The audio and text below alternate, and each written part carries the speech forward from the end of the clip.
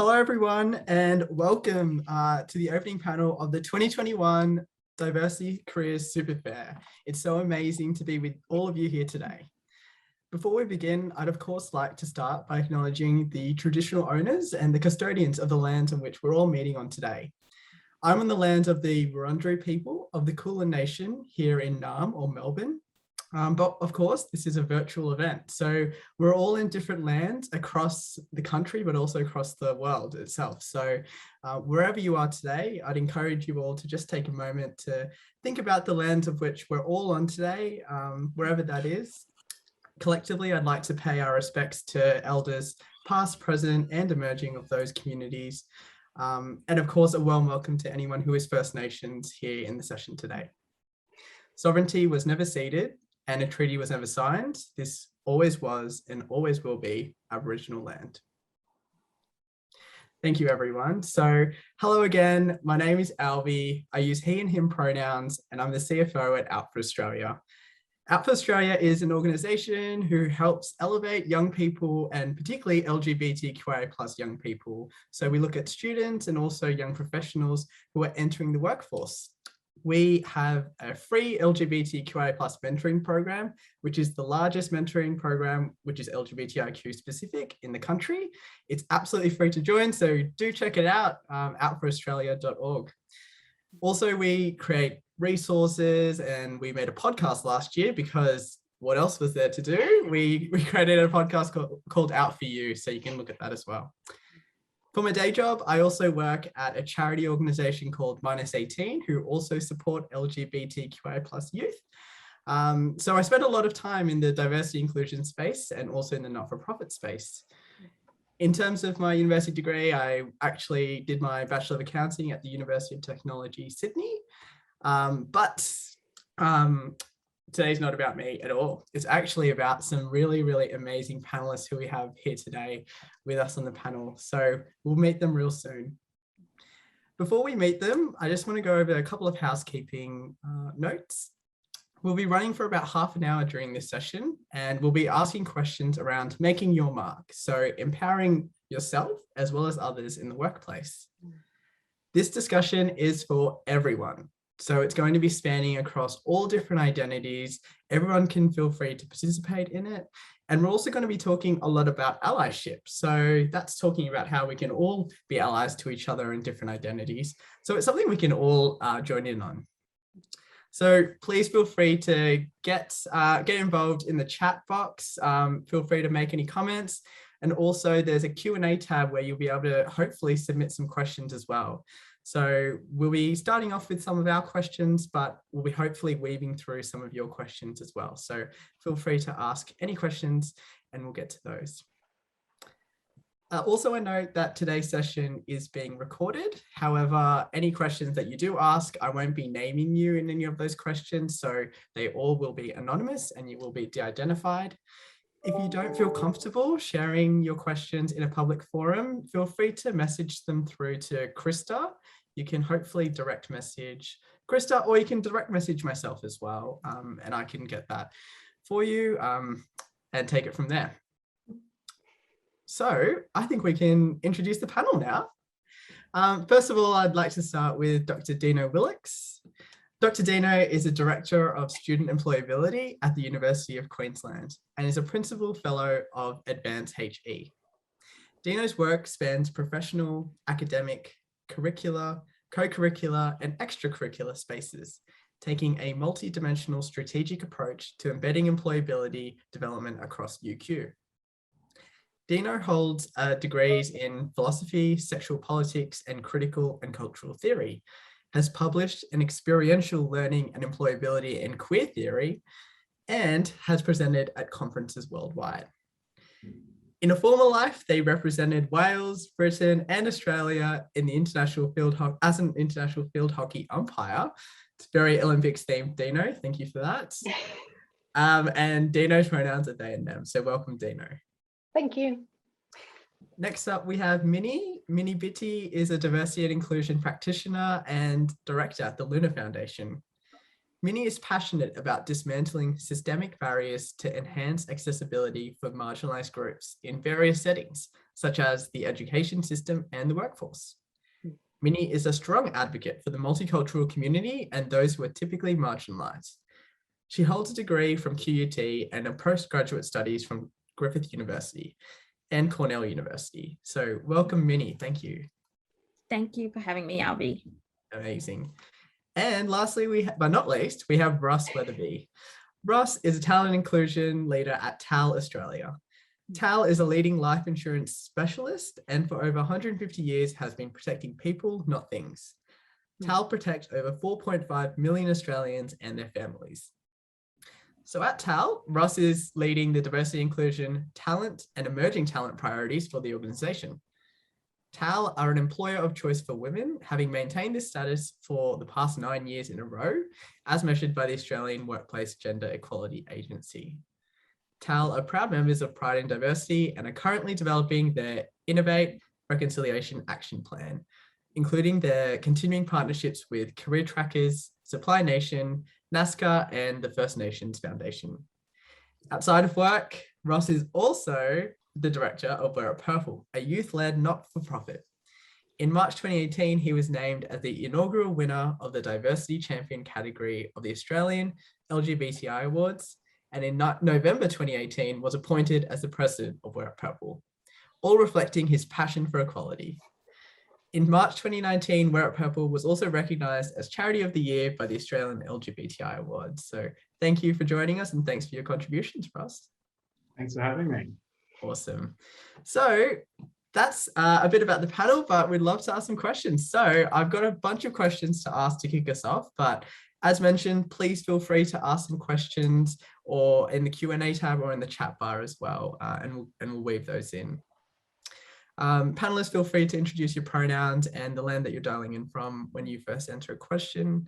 But to kick things off, a big part of diversity is diversity and inclusion and also equity is about being able to bring our authentic selves into work, but also wherever we are, whether that be in university, in education.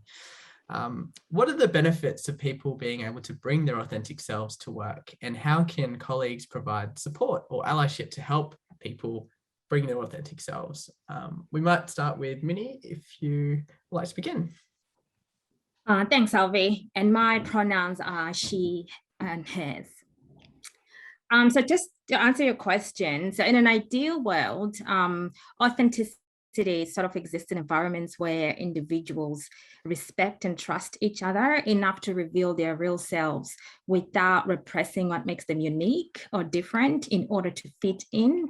So this kind of a culture is as much of an asset for the organization as your authenticity is to you.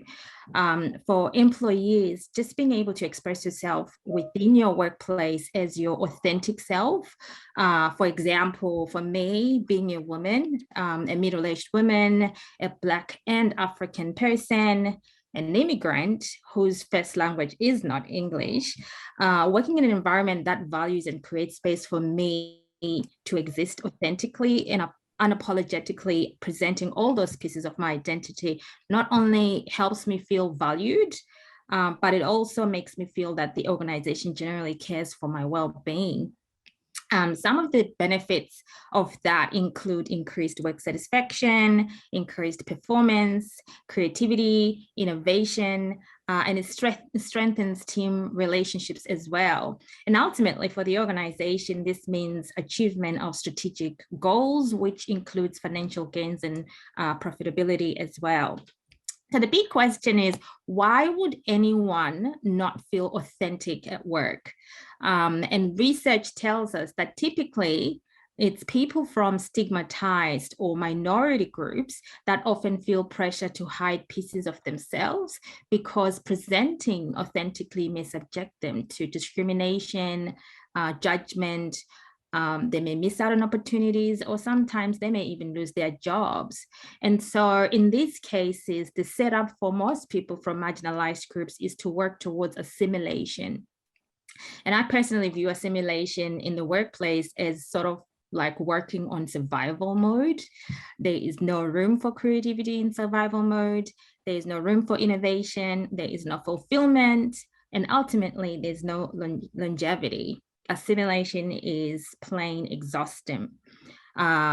It also impacts on the organization as well, in areas such as lower performance, staff turnover, and ultimately also impacts on revenue.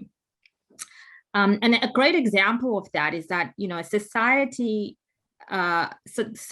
ideas of what it means to be female do not fit with the traditional ideas of what it means to be a leader. This disconnect often manifests as an unconscious preference for male leaders, contributing to the glass ceiling facing women in their professional careers. And so in these cases, women wanting to step into leadership may start to repress certain aspects or certain pieces of themselves just to fit in, or you know, to show up as with those leadership qualities, whatever that may look like. And this shows up in different ways for different groups, such as people of color, people belonging to the LGBTQ+ community, and obviously that's including people with invisible identities, such as people with mental health and chronic illnesses and so forth. And in regards to how can we all be allies and create spaces that allow others to show up authentically, I guess the first thing to understand is it's important to understand that it's a two-way street. In order for allies to help create safe spaces for others to show up, they have to be authentic themselves. This requires being vulnerable, having empathy, being honest, flexible, curious, and ultimately being self-aware. I generally find self-awareness as key here because you don't know what you don't know. And how do we make changes without checking in on our blind spots? There are some great tools available out there online. I'm very much aware of a popular one from Harvard University that they have several assessment tools which people can access for free online, and you can use those to check your biases and have an understanding of where some of your blind spots are. So I definitely recommend for people to look into those. Another way we can all become allies is speaking up in situations, well, first of all, understanding our privileges and using that to advocate for others in the workspace. And that includes speaking up in a situation in which you ordinarily appear not to have a vested interest in. For instance, you know, questioning or asking management or recruitment processes, you know, how come we don't see more people of color in the recruitment or selection process, or whether it's people with a disability. Just being able to use your voice where you identify gaps, use that privilege to speak up for others.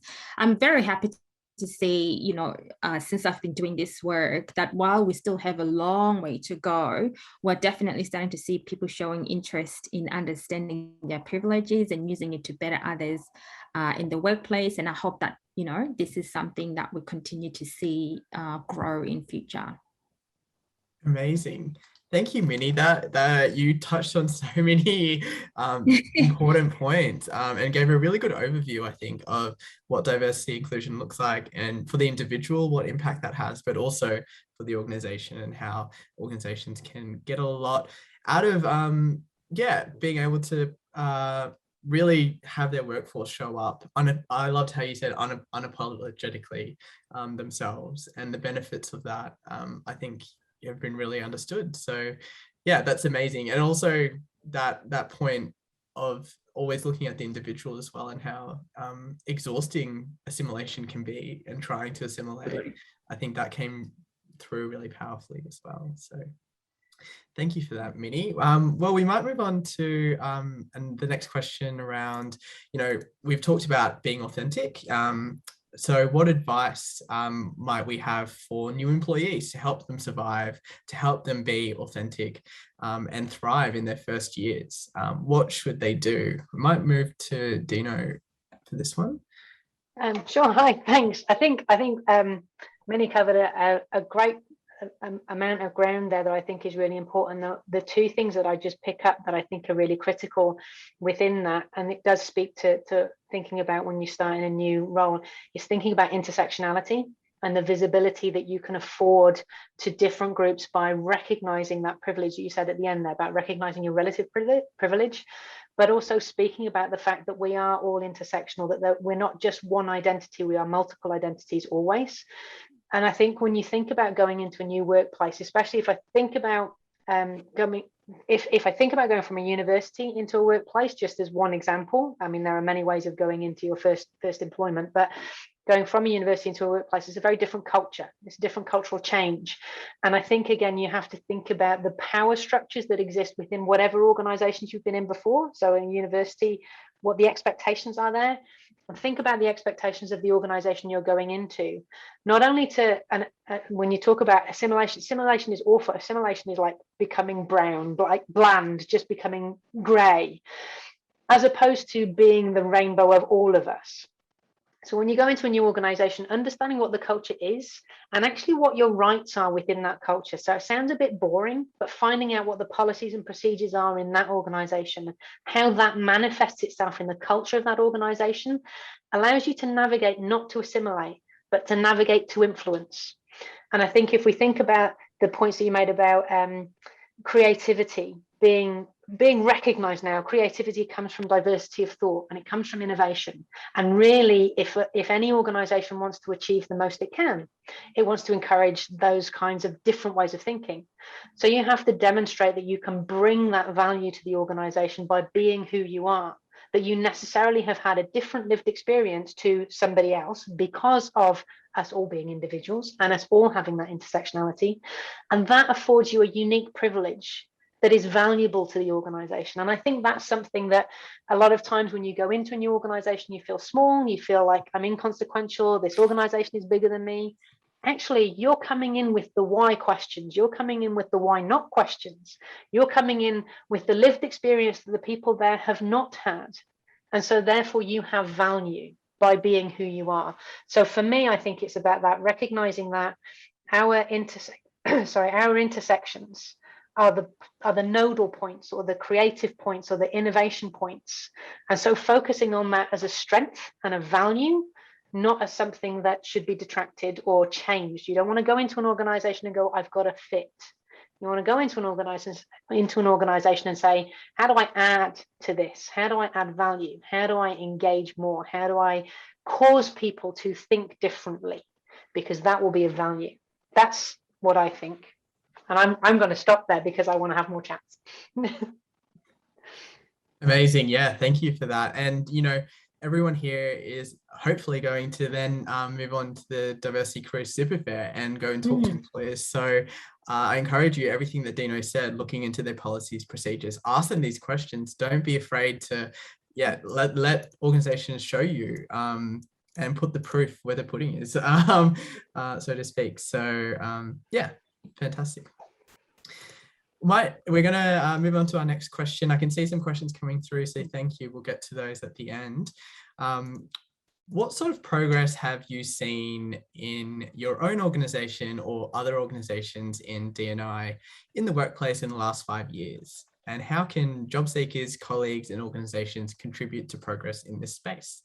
You might hear from Russ from this one to kick us off. Cool. Thanks, Alvi, and hi everyone. My pronouns are he and him, and I'm coming from Gadigal land, also known as Sydney inner city.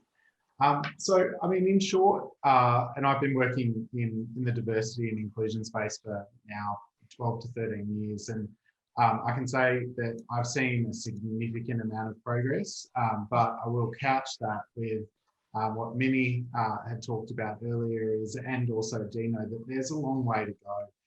Particularly in certain aspects of inclusion.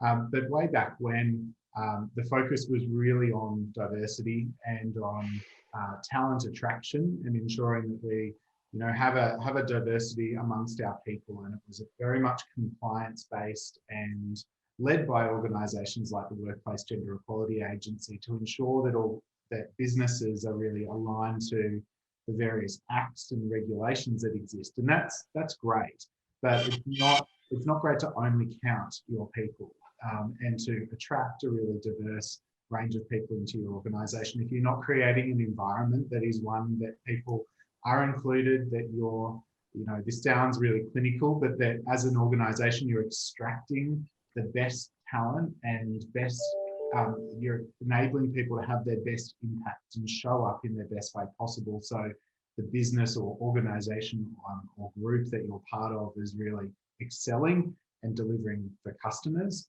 but also so that you retain people and they want to stay and they advocate for your organisation. So we've moved over that short period of time from compliance-based diversity, where it's very much just owned by HR, and those are the individuals that are responsible for it. And diversity was done to the company and the organisation, and it was agenda item number 13, and it wasn't integrated in anything else. Where now we've moved broadly to a space where it's very much around inclusion, and it is something that is where you're looking at all the different aspects and the actions and moments that really matter within a job. How are we striving forward to create a really inclusive environment where everyone belongs? So at TAL, we started on this journey over a decade ago and have made really great progress, but there's still some way to go. But what I have seen over especially the last 2 to 3 years, which is my time at TAL, has been, it's moving very much from then leader owned. So leaders really role modeling, thinking about what they're doing, what they're prioritizing, and the things that they're saying, and into how can everyone within the organization own the commitment to inclusion. And that's really speaking to the points that Minnie made around allyship, and the role that everyone can play in this, and the role that you yourselves as someone that is looking at joining your first organisation on a permanent or more permanent basis, is the impact that you can have in being really consciously inclusive. If you're part of a diverse group or a minority group, to be a role model for others. You never know the impact that you're going to have on other people simply by being your authentic selves. So thinking about how job seekers and colleagues can contribute, really just go in there and look at what is occurring, challenge behaviours that are in alignment if you feel you can, and find your role in creating that great workplace. Great, thanks, Ross. And you mentioned there at the end, finding a company that has values that are similar to yours as a really key point. Does anyone have any advice for job seekers who are seeking to work at organizations which have similar values to theirs? Like how would you find this out, or how would you go about doing some research? Well, I mean, my first suggestion is to look at the Pride in Diversity website. So if you're thinking from the LGBTIQA+ community, there's the Pride in Diversity is a national scheme that allows organisations to demonstrate that they're actually doing what they say they do. And I think it speaks back to one of Minnie's points earlier, very early on. I've made some notes about authenticity. Being able to be authentic is actually an indication of a positive culture, and you to get the Pride in Diversity, there's gold, silver, bronze, and platinum, whatever. To get that, you have to demonstrate that you're acting on those things that you say you're going to do. So that would be one. But I'll let Minnie and Ross speak to. They have probably some other examples as well. Yeah, I tried to. Oh, you go, Minnie. Sorry, I didn't mean to talk over you. Thank you. And just to add on to what Dina said, obviously looking into their policies and websites, if you can access that information online for free. But also, usually during interviews, you get an opportunity to ask questions as well. And this is an opportunity to ask, what sort of support policies or strategies do you have in place to support working with certain groups of people, whatever interests you at that particular time. It's an opportunity for you to also express what you value in that way, and possibly even if you already are aware of certain things that you've read, discuss that a bit more and explain how some of their values line up with your personal values. And I think that actually works out in terms of understanding how you would fit in and to the organization as well.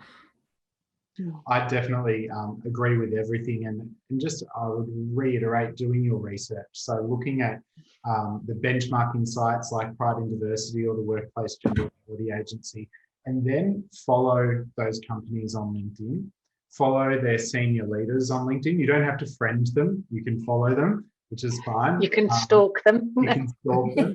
And the reason for the stalking is to really find out whether what the accolades are saying is lived and breathed. So can you see evidence of where their CEO is posting about diversity and inclusion, about equality, equity, etc. on LinkedIn? Is it really forming part of the actions that their leaders take, and therefore a bit of a job preview essentially as to what you're going to encounter? Obviously, check out Grad Australia, check out testimonials from former grads about what they say, look at the ratings, they're really important to see what others' experiences are, to get a really good preview. And people in similar roles, go out there and find the grads that are in current cohorts within that organisation and approach them on LinkedIn and ask some questions. It's probably a lot easier to get them than to get the CEO or a senior leadership team member, and they're going to be really honest with you. So if I can just pick up on the stalking on LinkedIn, don't do stalking, obviously stalking is bad, but doing your research on LinkedIn. I think firstly, you're absolutely right to look at the leaders and what are they saying and what are they doing there. But the top tip for if you're going for an interview is look at the people on the interview panel and see what they've said. And especially if you see that they've posted something, this speaks to Minnie about talking to them in the interview. If you see they've posted something that indicates a positive connection with minority groups of whatever kind, ask them about it in the interview. So I noticed you posted this. Can you tell me a little bit about it? Because it gives them an opportunity to actually talk to you as a real human being about what they think and what they feel. And then you can actually have a real values-based conversation about why did you want to post that? What was it about that was important to you? Because remember, an interview is not just them interviewing you, it's you interviewing them. So that's just a specific tip I would give, but it allows that conversation to be value-based. That's a fantastic piece of advice. And also, if someone was to say that to me in an interview, it really demonstrates to me that you are serious about the opportunity in that. So it reflects amazingly on you as a candidate. Amazing. Thank you. We've had a quick question. I'm aware we only have a minute, but hopefully we can cover this around resources for migrants and international students. Is anyone aware of any programs or resources This is the question about making companies aware of their potential. I don't know personally. I'll shush, but I think that there's a lot of work that needs to be done specifically in Australia to raise awareness. I remember when I first arrived in Australia in 2011 and having conversations with industry then, and just thinking they hadn't realised the inherent value of international students and international employees because of their lived experience. They just didn't really get that. So for me, I think there's a really long way to go to recognise the value inherent, but that's enough from me. I think Settlement Services International is a great source for me from time to time from an employer perspective, and certainly they're an organisation that's really supporting newcomers to this country. Awesome. Well, thank you. Thank you so much. We have run out of time, but we will take some of those questions on board as well. And I'll see if I can write some answers as well. But as for the spoken part, thank you so much for the panelists for joining today, Dino, Minnie and Russ, and the organisers, Prospel and Krista, and anyone else who was involved. We'd now like to warmly invite you to access the fair and meet these incredible employers who are looking to meet you and waiting for you. I implore you to explore, take these learnings that you're taken, take some questions with you, and go into a few rooms, ask the organizations these questions. I'm sure you'll find what they have to offer. So thank you again. I'll put a link to access the fair in the chat, which is there now. I think you should be able to access through that. So thank you again, and have a great day. Enjoy the fair. Thanks, everyone. Great. Bye. Everyone. Stay safe. Thanks, Alvi.